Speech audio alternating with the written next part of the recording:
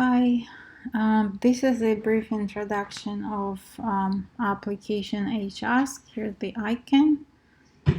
So let's open it, and when we open it up, we'll see an input screen.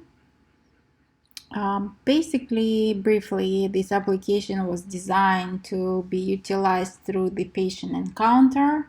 The application is designed to aid the primary care practitioner to determine the appropriate health literacy improvement communication technique or combination of techniques to implement when treating patients with diabetes and or hypertension, and enable patient involvement in their healthcare plan. Through this process, the primary care practitioner would ensure patient understanding of their prescribed medications, lifestyle modifications, and follow-up instructions.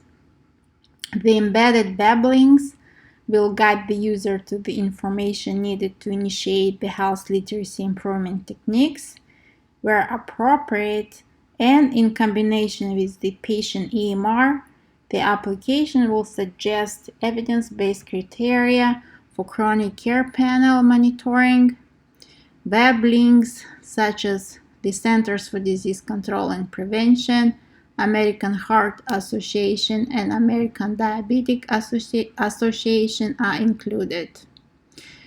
Additional access to the American Medical Association and its Steps Forward program is available through the document that contains all three health literacy improvement techniques.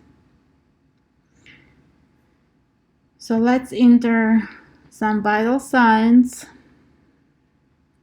Let's say 158, 90. Let's leave this. So let's not put the pulse in. So notice how when I put the elevated blood pressure, this link became highlighted. We can try again.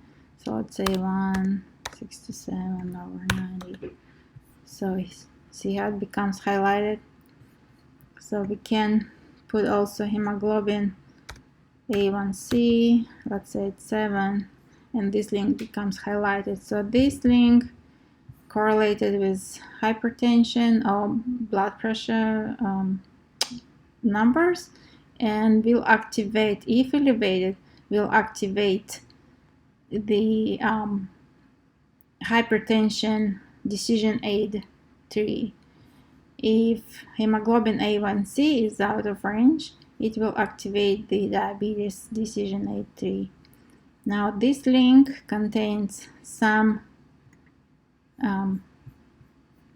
resource information, and note how body mass index is not is grayed out, so it's not clickable yet because there's not enough data for analysis. But if we go in and let's say we'll enter some height and some weight, then when we go back here, it highlights in red and it says that indicates of BMI is 33, class 1 obese range.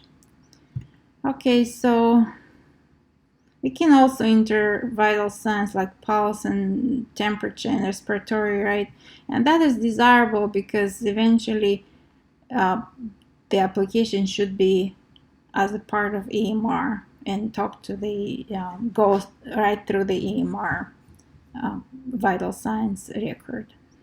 So when we open up the hypertension decision aid 3 algorithm, we see some questions or recommendations. So the first, when we ask the patient if the patient on blood pressure medication, the application gives us a hyperlink to Access Medicine, and Access Medicine could be changed to any other subscribed by a clinic hyperlink. George Mason University has an access to accessmedicine.com, but, and as an example, I can, let's say, losartan. I can find out some medication we can click on it. So here's losartan, and well, I need to log in, and I will not do it here, but basically we can log in and print out the patient information from here. So it prompts a user with some questions. Is patient on blood pressure medication? Let's say yes. Again, you can access medicine from here. Does patient takes medication as prescribed? Let's say no. We need to evaluate the barriers. Let's say patient can afford the medication. Then if patient can afford, then there's some common reason that patients don't take their medications as prescribed. So we evaluated the barriers. We found one of these barriers present. Then we need to contact social worker. And some clinic enroll patients in their RN chronic panel for follow-up and management. If we did not identify any of the mentioned reasons why patient is not taking medication, then we need to find out more about why is that patient not taking any prescribed medication. So here's the technique called Ask, Tell, Ask. And if we click on that, we can go into, as I said earlier, American Medical Association Steps Forward program. And it tells you what is Ask, Tell, Ask, how to implement it, why is it important, and some scripted information here. Scripted dialogue. So if patient understands, then no action required. We need to follow up and enroll this patient in a chronic RN patient panel. If patient does not understand, then we need to repeat. Okay, let's say patient is not on blood pressure medication and the medication was prescribed for the first time. We need to make sure that patient understands how to take the prescribed medication, so we implement teach back. And again, you go here and you can open up, sorry, that's not a teach back. You can open up teach back and it tells you what is teach back briefly and how to initiate the dialogue. Okay, so then we can open a diabetes decision aid tree. So it is very similar. So we can implement teach back.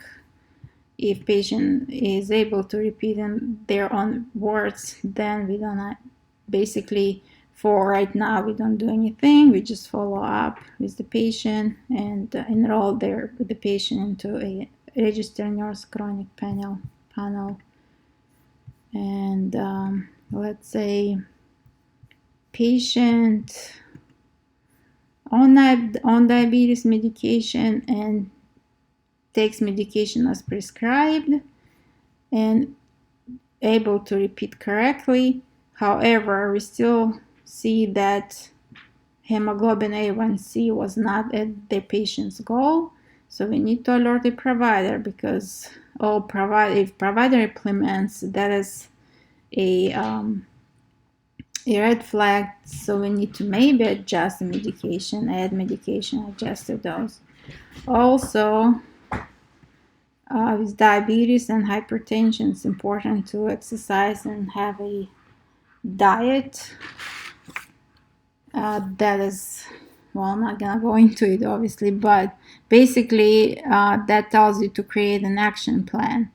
And also you can go into action planning document right here, which is similar to teach back and ask, tell, ask.